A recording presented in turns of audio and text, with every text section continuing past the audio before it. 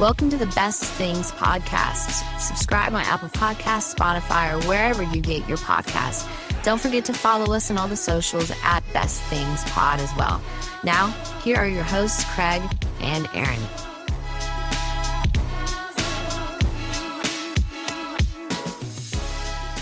Hello, Internet. Welcome in to the Best Things Podcast. My name is Craig. Sitting next to me, as always, Aaron Brooks.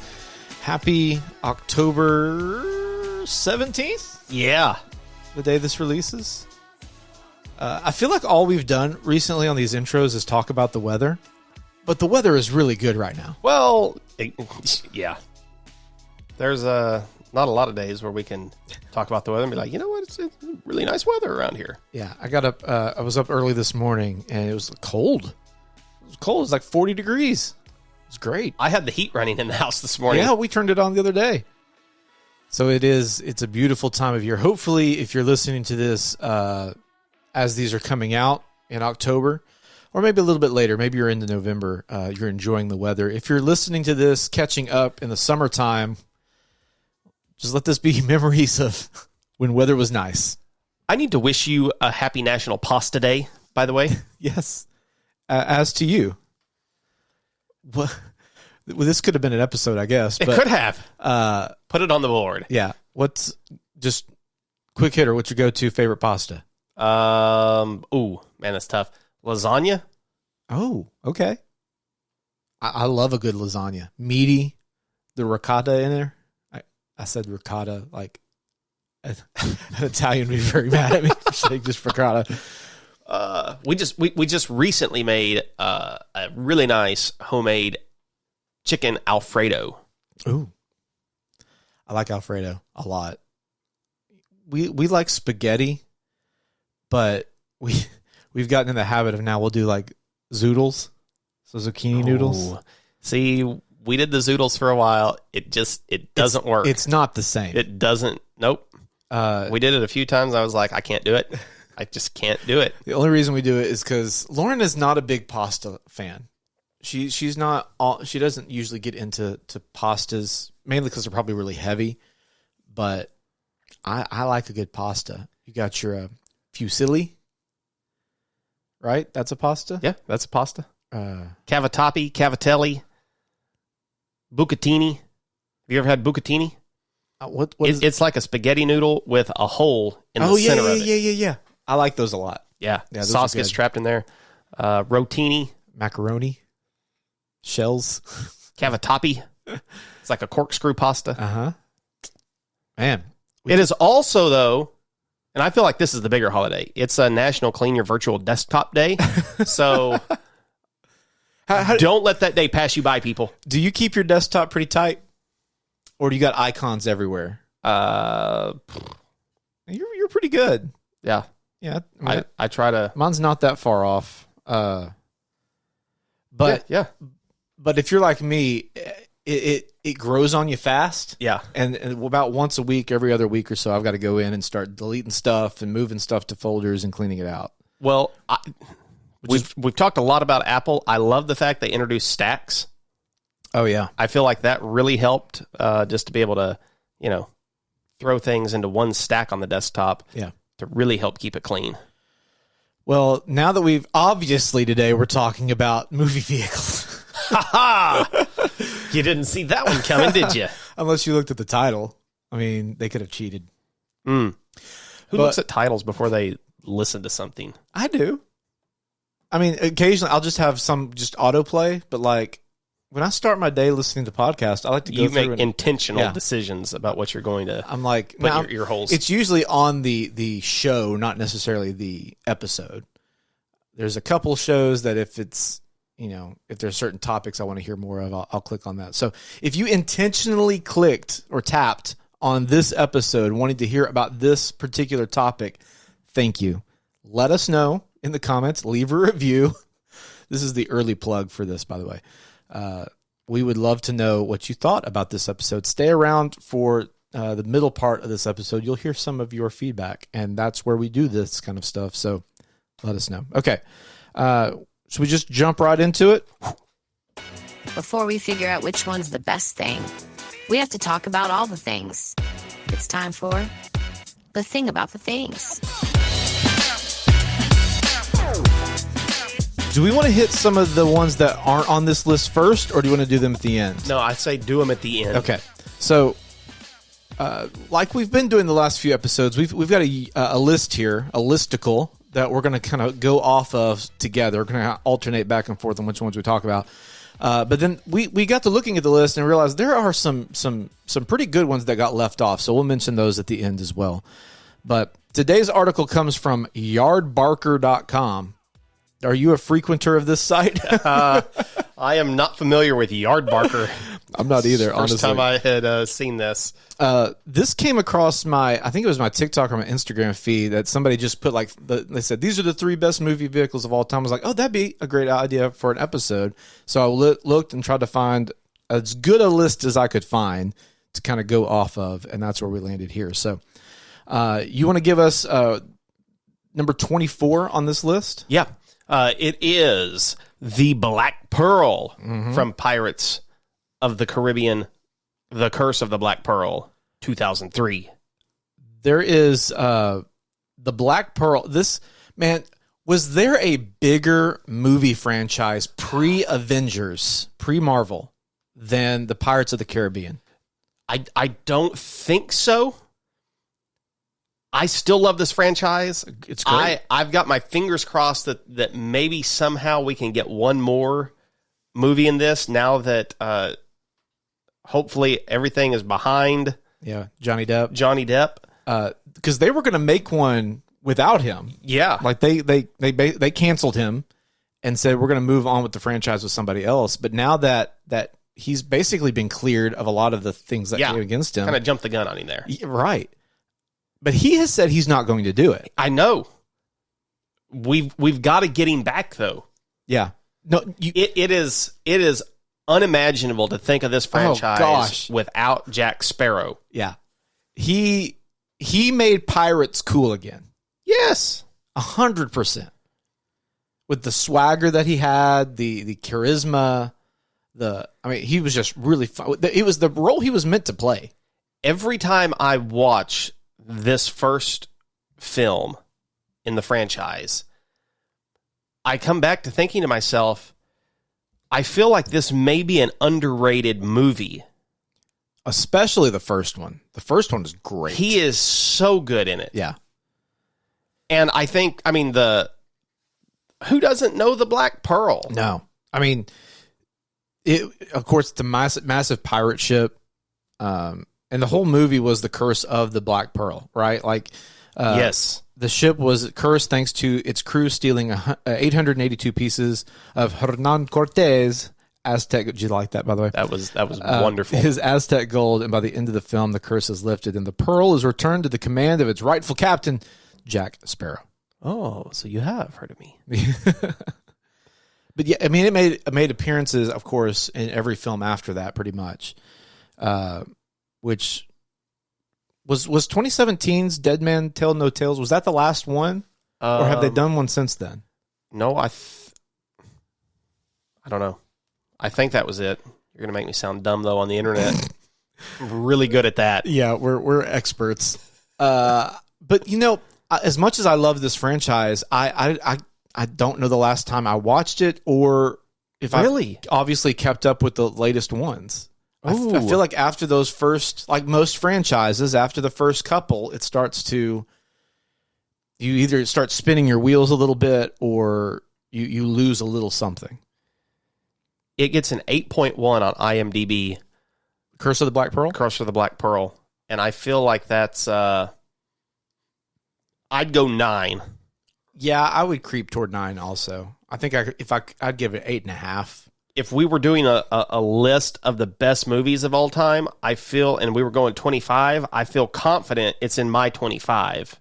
Really? And I think it may be higher than that. Wow. It could be top 15 for me. Really? It's such a watchable movie over and over and over again. It's got a great soundtrack. Dun, dun, dun, dun, dun, dun, dun. They just did a great job with that. And I'm not a Disney nerd. Okay. I'm not a Disney World or Disneyland person either. This was based on a ride that existed already at Disneyland, right? the Pirates of the Caribbean, I want to say, was already a ride. Okay. I could be wrong. Don't come at me, internet. But I think that was an existing ride, and they adapted the ride into the movie. Maybe somebody can let us know. Yeah, let us know in the comments. Number 23 is the RMS Titanic from the movie Titanic. Also from history, the Titanic. Wow. Yeah, we laughed when we saw this list because it's a movie vehicle, but it's also a real life vehicle. So I guess our ground rules, I mean, we're going through their list. Right. So I guess we're having to play by their rules and not our rules. We can do it. It's our podcast. We do it whatever we want to. Are we in agreement that the vehicle doesn't have to be fictional? Sure. Why not? I was thinking fictional vehicles. I mean, I think we're going to lean that way for sure. But okay. I'm trying to think of any other scenario this would come up.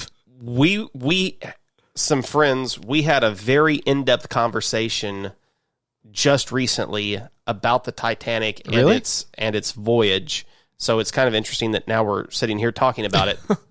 But what we concluded was, had the Titanic not sunk, would anybody know about the Titanic? Wouldn't it just be another ship? Point.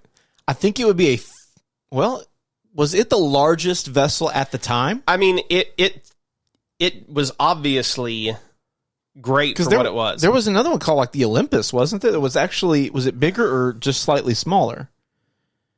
Because there was like, one of the best things we do on this podcast is operate from nearly zero knowledge. No knowledge. We just talk. But I feel like there was twin sister ships. One was the Olympus, one was the Titanic. You're thinking of the twin desks from the Resolute in National Treasure. Everything on this podcast from Aaron either comes back to National Treasure or The Office. It all roads, but it's like 6 degrees of separation. How do we get back to those two things? I mean, I could be wrong on that, but that's a great point because I don't think we mentioned it. I think maybe it's a footnote somewhere that, oh, by the way, the largest ship at this point in history was the Titanic. But I've seen those images of the Titanic photoshopped next to images of cruise ships today, and it's just like they just dwarf. It is so small in comparison. So yeah, I think you're right. I don't think we ever mention it. It was the largest ship afloat at the time it set sail in 1912. Okay. 882 feet and 9 inches long. So the ship itself in real life, obviously is a point of conversation. It's something that people have gone to. James Cameron, I think, is obsessed with it. Well, have you watched the documentary where they've done the dive in the last few years back down? That was more fascinating to me than the movie. I only recently, in the last 2 or 3 years, actually saw Titanic. Oh, really? I mean, I was kind of like, what's the point of watching Titanic? Kind of like the movie about Abraham Lincoln. Yeah. It was kind of like, oh, boy. Oh, I liked Lincoln. I hope there's no spoilers in it. Warning, spoilers ahead. The Titanic sinks. What you didn't want to see, was it Kate Winslet and Leonardo DiCaprio, their love story unfold? Jack and Rose. Yeah. It's been 84 years. I mean, so as a teenage boy, there's one scene in that movie. Yes, I know. Just saying. I know. Yeah. But what was your conclusion? Would the average individual, just not the nerd, so like, would you know the Titanic today? No. Would you have known that, the Titanic in 1912 was the largest I don't ship? even know if nerds would know about it. Like, you would have to be like a ship nerd. Right, yeah. Like, you'd have to be a very special kind of nerd. Because with every new ship that has come out, they get that same kind of fanfare. There wasn't anything extra special about this ship other than it sank.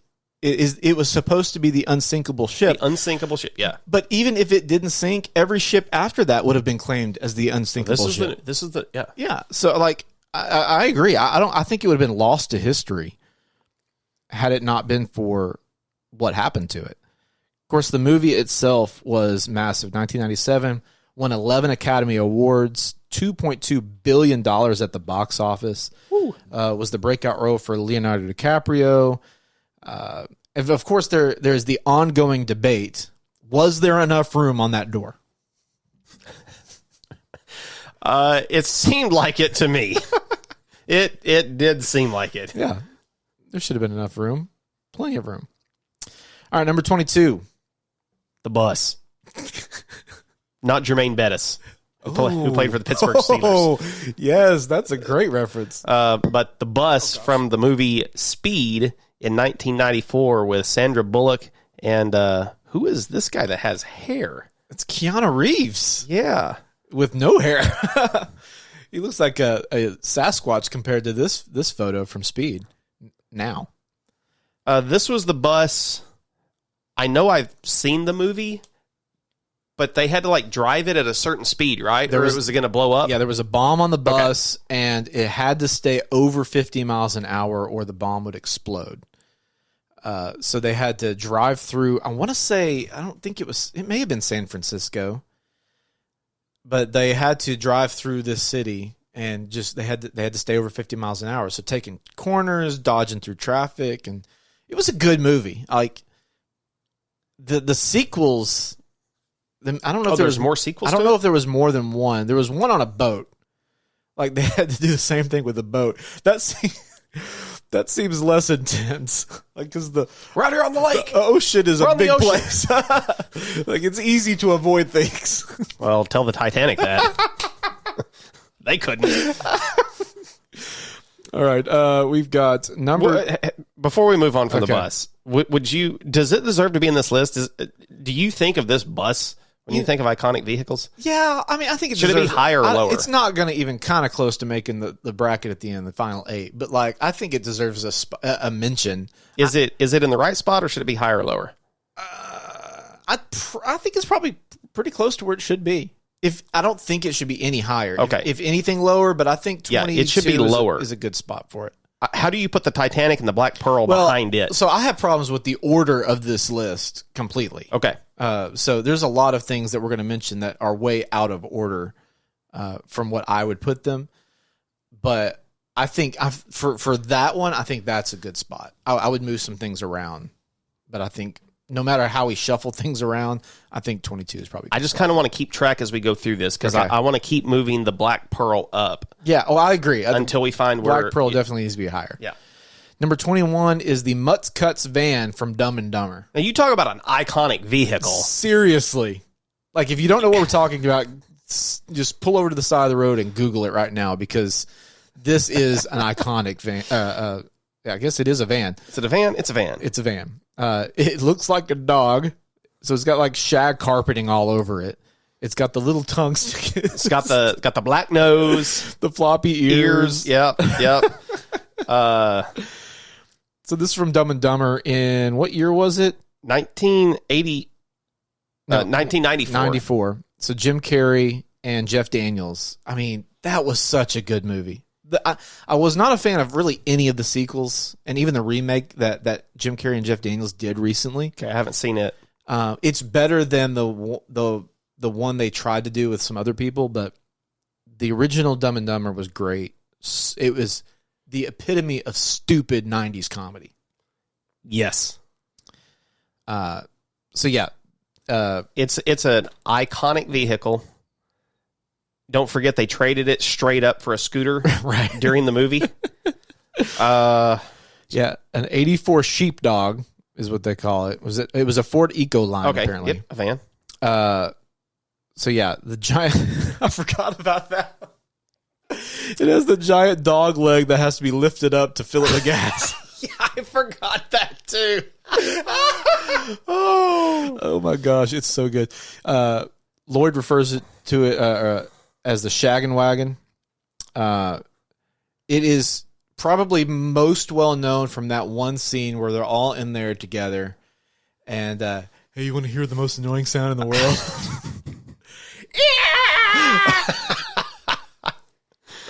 Higher or lower than 21? Oh man, it's got to be higher. I think it's got to be higher. Yeah, I can't see it being any lower, but I think it's got to be higher. Number 20, Jurassic Park Explorers. Yeah, Ford Explorers. If I remember, I guess that's why they call them Explorers. Yep. That makes sense. How much do you think Ford paid to get those in the movie? I don't know. And I don't know when the Explorer came out, but I feel like this has got to be back pretty early on. Or fairly early on, I would think. I I know they were iconic. I remember having like a Hot Wheels of the Jurassic Oh, wait. Park car. Yeah, it says it on here. Something you say, a total of 7 Explorers were gifted by Ford to Steven Spielberg for use in the film. So they didn't have to pay anything. They just had to pay the cost of 4 Ford Explorers. Wow. So I guess that saves budget for the film, and they get some free cars out of it. Yeah, these were autonomous cars before autonomous cars self-driving. Yeah. So you saw them in the movie. I think this is a little high for them. What? No. You don't think this is a little high? No. These are top 10. Really? These are top 10 cars. Wow. Yeah, they're way up there. Who doesn't know the Jurassic Park car? And in the last movie, Dominion, have you seen it? I haven't seen it yet. You haven't seen the most recent one? I was going to, and then you poo-pooed on it. So I was, it's a garbage movie.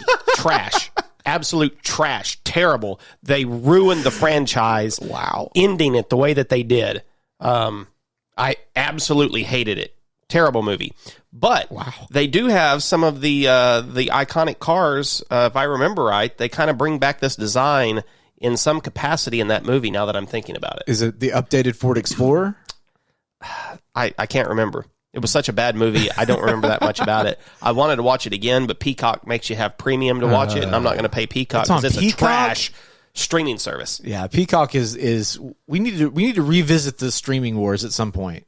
Yes, because we haven't done the streaming wars with the bracket format. No, we haven't. So we need to bring that back. Peacock definitely is at the bottom of the These list. are recognizable cars. They deserve to agree. be much higher than number 20. Top 10 worthy. I don't know about top 10 worthy. You might be able to convince me 15-ish, but 10 seems high. Number 19, I think we can both agree this may be too high. Yeah. Number 15 on the 19 on this list is the magic carpet from Aladdin. Now, magic carpets are notable, but the one from Aladdin, it's got a personality and stuff. But when you're talking about movie vehicle, I guess it qualifies as a vehicle. Yeah, it is transportation. But I think it's a little high. If I had to sit here and list out movie vehicles, I probably would never think of this. I wouldn't either. If it wasn't on this list, I wouldn't have thought about it. There are other Disney franchise vehicles that I feel like should be on the list that would be more iconic and better than this carpet. I agree. Yeah. But Aladdin came out in 1992. This is the animated version. I'm guessing they surely had a magic. I don't even remember. They had a magic carpet in the live action version. I watched it and I can't remember either. But I don't think it was anything special.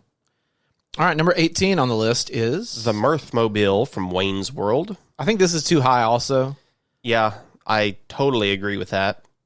Recognizable, kind of. I think the movie itself lent itself to. I mean, the vehicle itself is just it's a 1976 AMC Pacer with flames painted on the side. So I think it's worth noting, but I think it's a little too high. 17 on this list. This is definitely, when it comes to cars, this is an iconic car in movies. Cameron's dad's Ferrari from Ferris Bueller's Day Off. Yeah. For the longest time, I had not seen Ferris Bueller's Day Off, and it was a point of contention with my friends, and you were probably in that group. So I just watched it maybe 5 years ago. It's the first time I ever saw Ferris Bueller. Wow. Yeah. It's a 1961 Ferrari 250 GT California Spider. I mean, it's a sweet car. It's a nice looking car. I am not a gearhead, but I can appreciate a nice looking car. Of course, this is where Ferris Bueller, it's Matthew Broderick. He's a teenager at this point. This is 1986. This is the same year I was born. This movie came out. And, they needed transportation for the day. Yeah. So they took it out, and the whole thing was you got to get it back in time before he got back from work. And so what eventually happens to the car, though, it hurts. Yes. Yeah. Ben Stein. Yeah. I wouldn't say friend of the podcast, but no, he doesn't. We exist. I interviewed him. Oh, that's right. I feel like he could be a friend of the podcast. If you will remember, he came to Cersei. I forgot. 15 years ago. Yeah. And he went on national TV a couple days later and said that if he was moving anywhere in the United States, Searcy, Arkansas would be on the top of his list. One of the newscasters asked him this question, and he said we had the best Sonic that he'd ever been to. Really? So, and we had a lovely conversation. It was incredible getting to interview him. I would love to see if we could get Ben Stein on the podcast and make him a friend of the podcast. Yeah, you got to reach back out. Yeah. You can make that happen. That would be great. He probably has the most famous scene in that movie. Yes. And he is not in that movie very long. No.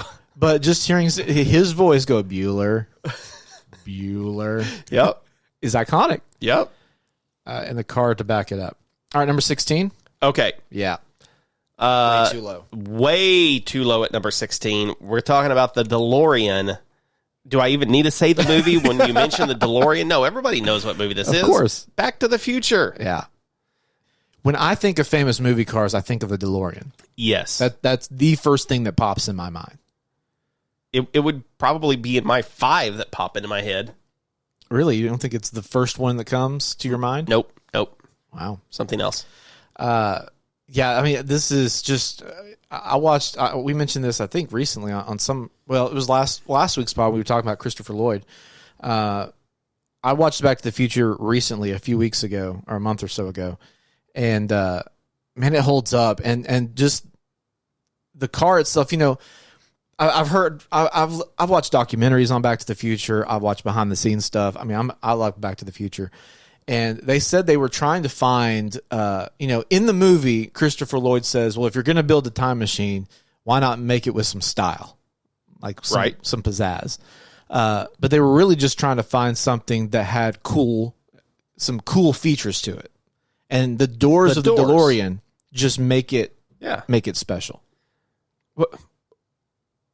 You said you watched documentaries. Why do you think people are obsessed with the franchise? I think partly because time travel is interesting. And this is really one of the first super blockbustery movies that kind of established time travel and had some stuff with it. I don't know. There's a lot of culture around it. It was the 80s, so things, had a certain feel and a vibe to them. I don't know why there's so much attention toward it, but I'm here for it and I get it. And what's the most important part of this car? Oh, the flux capacitor. The flux capacitor. Yeah.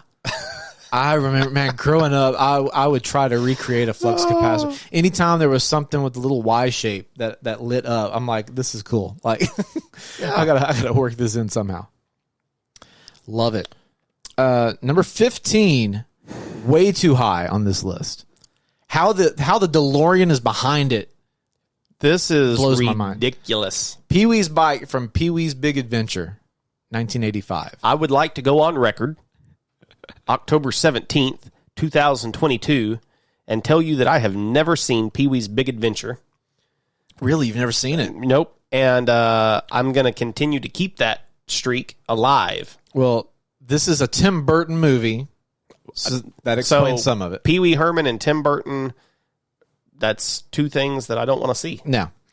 I don't necessarily, I don't get all the Pee Wee Herman love. I just don't, it's not attractive for me. I don't quite get it. But hey, if you're a Pee Wee fan, then you probably love where this one's sitting at. There is a bicycle that I want to talk about later when we get to our own things that have been, forgotten in this list. Okay. And I would like to replace this bike with that bike. You want to go ahead and replace it right now? Oh, okay. Sure. Yeah, let's just, any of these we don't like, we'll just replace it with something else. I would move this down, way down, but I would replace this bicycle with the witch's bike from Wizard of Oz. Oh. I think that's a better bike. Okay. And I think people remember that bicycle more than Pee-wee's Big Adventure bike. Okay. I definitely think that's more worthy than this one. The bike I thought you were going to go toward was from E.T. when they're riding at the end of the movie. Yeah. In the silhouette of the moon. I would put that bike. I would put the kids from Elkins, Indiana in Stranger Things on bicycles ahead of Pee-wee's bike. Yeah. Okay, number 14. Oh. This is another iconic vehicle. And again, I think it's too low. It's very, very much too low. Is it me or is it you? It's me? I think it's you. Okay. It is the Ecto 1. Yeah. Great horn. The 1959 Cadillac Miller Meteor from Ghostbusters. Yeah. Man, it's that time of year to watch Ghostbusters, too. It is the time of year. If you haven't seen it yet, you need to watch it. I haven't watched it yet. Ghostbusters?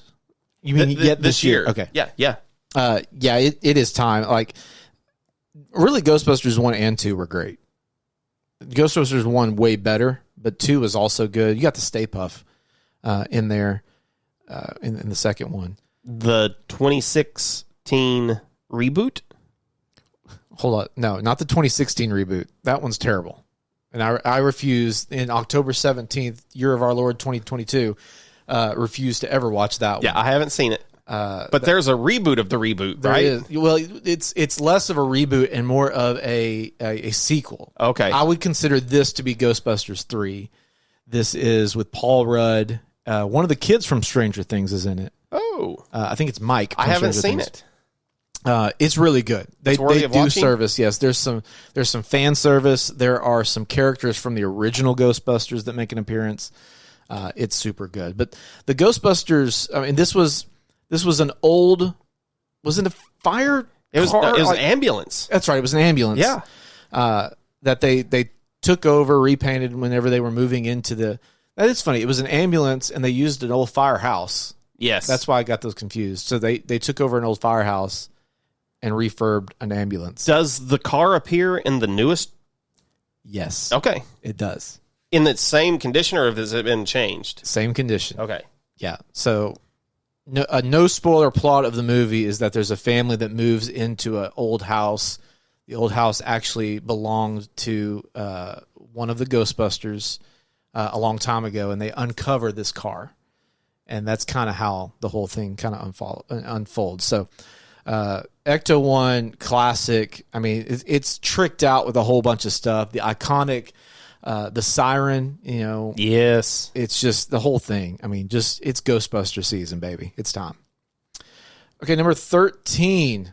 All right. I made sure that I found a list with this one because I think this is even too low at number 13. I would say so. I think this is probably a top 10 movie vehicle, or in this case, a series, a TV show. The A-Team van from the A-Team, 1983 to 87, which I guess it was a movie later on, too. They made a movie out of it.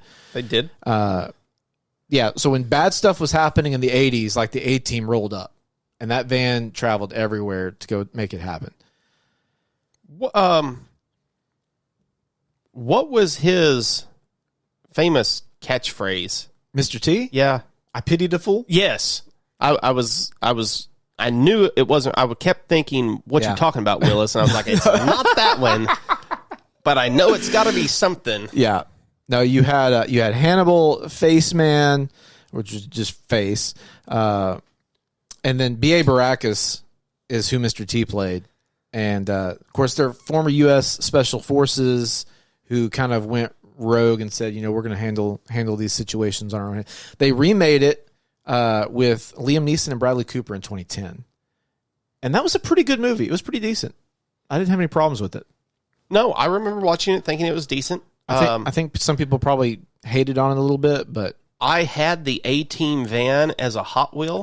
Did also, yeah. I may still have it. I'm planning to drag them all out very soon. Yeah. I'm glad that I have saved those over the years. That's the only problem with all my toys. I'm going to be limited on which ones. I mean, I'm going to try to force some on her, but like, I don't know if she's going to love all the ones that I have. I will. If you have any Legos, I will gladly take any Legos that you have.